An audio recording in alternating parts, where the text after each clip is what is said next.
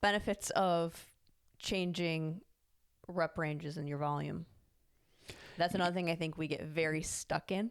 Yeah, is totally. we like our rep range of what feels comfortable. Yeah, I think people get stuck in the rep ranges. I also think that the rep ranges is the most common thing to change.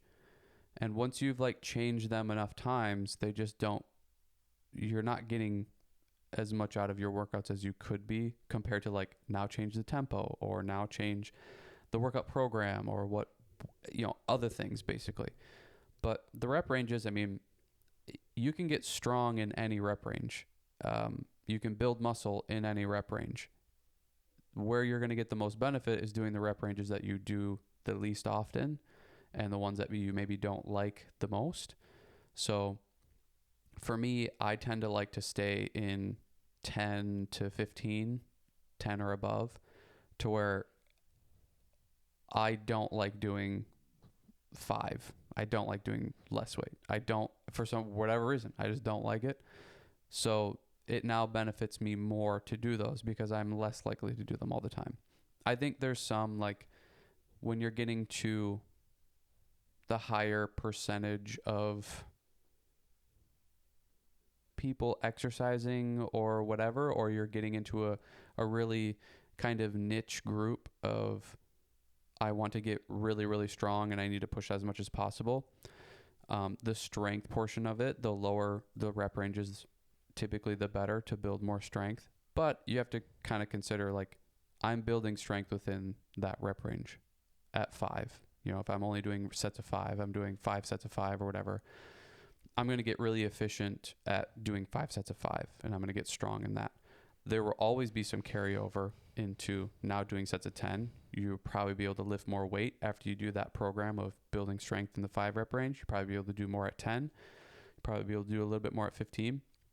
But the same happens in reverse too, of doing some at 15, doing some at 10, doing some at 5, whatever. Like 15 rep range is going to help you in the 10 rep range. 10 reps are going to help you in the 5 rep range. So it's good to do all of it. And if you're plateauing, if you're getting bored or whatever, typically changing the rep range can be a way that you break that monotony up and also break through plateaus. If you're always sticking in the 5 rep range because you just want to be as big and as strong as possible, it would be beneficial for you to go to 15 or go to 20, because that's going to be such a different stimulus to you. And you're probably going to see a lot of things happen and change. Your body's probably going to change a little bit. You're going to get stronger in those areas and those rep ranges. And then when you go back to the 5, there's going to be, like, what I noticed was this like level of efficiency that was kind of weird. Sometimes with the 5 rep range, you get so stuck in just like the grit and the grind and pushing it up. And then you go to the 15 rep range and it's like you tend to focus a little bit more on form and how you're doing stuff. Then when you go back to 5, you're like, holy crap, my form feels a lot better. These feel a little bit more efficient, and I'm able to lift a little bit more because of those reasons, because you fix some form issues and efficiency issues with that. But the rep ranges, it used to be this, like, if you want to get strong, you lift in 5. If you want to have hypertrophy, you lift in like 10 to 12 yeah. or 8 to 12. And then if you want muscle endurance, you lift in the 15. And it's like, all those things are still, still true to a certain extent, but you're going to get hypertrophy in all of the areas. You're going to get strength in all of the areas.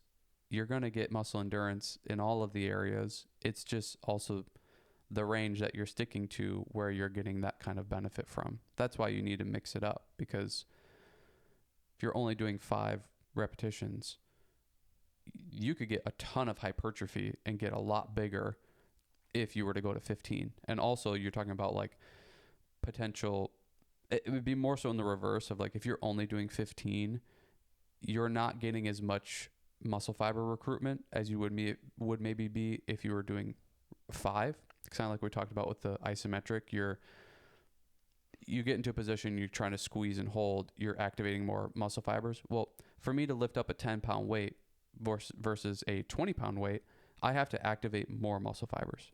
So if you can't do a 100-pound squat 15 times, you're never getting that practice of recruiting that many muscle fibers. But you can do it when you do 5 repetitions. So Now I can lift this 100 pounds, do it 5 times. I'm able to activate more muscle fibers to lift those. So now I'm getting practice in activating more muscle fibers. So then when I go to do 15 repetitions, I have this practice of activating more muscle fibers and I've gained a little bit more strength. So now I can do, a little bit more weight than I was doing before type of thing. Or in the same way of reverse, if I like the low rep ranges, now me going into the 15 to 20 rep range, my tempo increases a little bit because I'm doing more reps. So that consistent speed of down and up, down and up, down and up. Yeah. Well, my struggle with squats was I go down and then I down. Yeah. To where So when I'm trying to keep that speedier tempo, now when I go back to the 5s, I know I need to push the same speed the whole way up. Even if it's a slower tempo, there's no break in that. Or my endurance per se with that, my gas tank is a little bit, maybe not even better, but I'm just more aware of, well, I could do that here with 15 to 20. I could keep that going. I need to be able to do that over here with the lower rep ranges. I think also with the rep change, another factor with that is the rest period time. Yeah. That a lot of us, I think we want to, well, not for me. I will wait too long. I'll have 7 minutes between each set. But a lot of people, I think they want to just keep going. That the benefit of also changing the amount of time between your exercises might allow a different stimulus to happen because you're actually getting down to heart rate is lowered. Your muscles are getting a little bit more of a recovery rest in between so that you're able to go at it at 90% every single time. Yeah. Well, and I think, going off of what you mentioned before of the kind of the muscle endurance part of it and helping you with the 5 rep range, like if you do the 15 rep range or you do the 20, we've done 20 before too. And that was fun, or like I saw things from that too, but you do those high rep ranges, you're starting to build a little bit more muscle endurance. So then when you do go back to the reps of 5, you don't gas out after 2 sets. You have a little bit more of a gas tank to be able to go, into the 3rd set, 4th set with maybe keeping the same amount of weight. Because a lot of times too, when you're doing that rep range, you're exerting so much energy that you do your first set with 100 pounds and the second set you already have to go down to 80 because you can't get 5 reps. Well, training in the higher rep ranges will help it so that when you go back to that 5 rep range, you can go 100 pounds and then second set 100 pounds and then maybe a third set 100 pounds. And then you maybe have to trickle off from there. But like that, having that endurance training, muscle endurance training a little bit, or higher rep range training can help you in those lower rep ranges too, to be able to continue to push maximum amount of weight every single set. Which then going into kind of what you were bringing up before of the rest periods, like typically when you're in the lower rest periods, you're going to give, or lower rep ranges, like 5 repetitions, you're going to give a longer rest period because you're pushing so much. You need a little bit more time for the muscles to recover, for ATP to build back up. That's a little bit more sciencey than it needs to be, but you're basically letting your body come back to a state where you're ready to push as much as possible again. So you need a little bit more time. Now, when you're doing 15 rep ranges, the weight is much lower. So you don't need as much time in between, and it can benefit you to have a lower rep range because you can then get more work done, more efficiency done. You can get like just working the muscle more frequently gives you a different type of stimulus, and it's kind of a different intention compared to when you're doing just 5 repetitions and I'm pushing as much weight as possible. You're kind of working on strength and muscle recruitment and power, and the higher rep ranges you're working a little bit more on like hypertrophy and muscle pump and blood flow and that sort of stuff. Talking about ATP or like your energy and that, another one I thought we could bring up is your programming and the order at which you do things. Yeah, that can make a big difference and stuff too. I mean, typically what the advice is to do your highest energy expenditure exercise first because you're going to have the most energy for it. And throughout the workout, I'm sure everybody kind of knows, but your energy does dip out. Like you start to have less and less ability to lift things, to run farther, to sprint more. you literally have less and less energy to call upon to use. So they typically say you do your highest energy expenditure exercise first, so that, because it's also the one you're probably going to get the most bang for your buck out of. Squats, deadlifts, barbell rows, bench press. You want as much energy for those as you can, because you're going to get the most out of them if you can push them the hardest and the furthest, versus like a leg curl or leg extension. You don't need a ton of energy for those, and also the amount of benefit you're going to get from those probably isn't as much as the squats.